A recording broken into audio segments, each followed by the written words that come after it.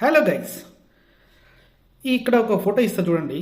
ఆ కుర్రాడి పేరు అశ్వమిత్ గౌతమ్. ఇతని వయసు అక్షరాల 14 సంవత్సరాలు. ఇప్పుడు ఈ కుర్రాడి మీద ఒక ఎఫ్ఐఆర్ అనేది ఫైల్ అయింది. ఉత్తరప్రదేశ్ పోలీసులు దీన్ని ఎఫ్ఐఆర్ని ఫైల్ చేయడం జరిగింది.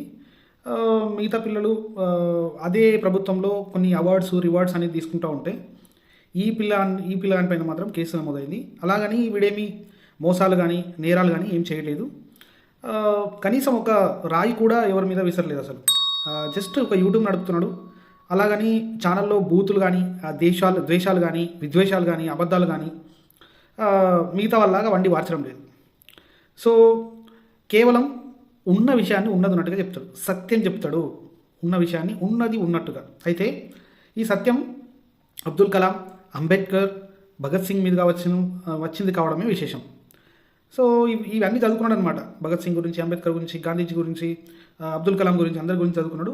పైగా కింది కులాల నుంచి వచ్చిన నేపథ్యం అనమాట, దళిత కులం నుంచి వచ్చిన నేపథ్యం.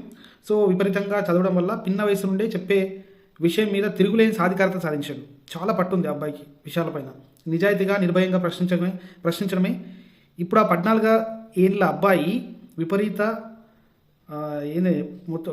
ఆదరణ వచ్చేసింది ఆయనకి. అది ఆదరణ రావడానికి కారణమైంది. అది సహజంగా అది ఎఫ్ఐఆర్ కూడా కారణమైంది. సో యావత్తు దేశం కూడా ఈ కుర్రాడి పట్ల సానుభూతితో ఉన్నారు. అందరూ సంఘీభావం తెలియజేస్తున్నారు, మద్దతు వలుకుతున్నారు. ఇంత పెద్ద దేశం, ఇన్ని వ్యవస్థలు, 14 ఏళ్ళ కుర్రాడికి ఇంత పెద్ద వ్యవస్థ భయపడుతుందా?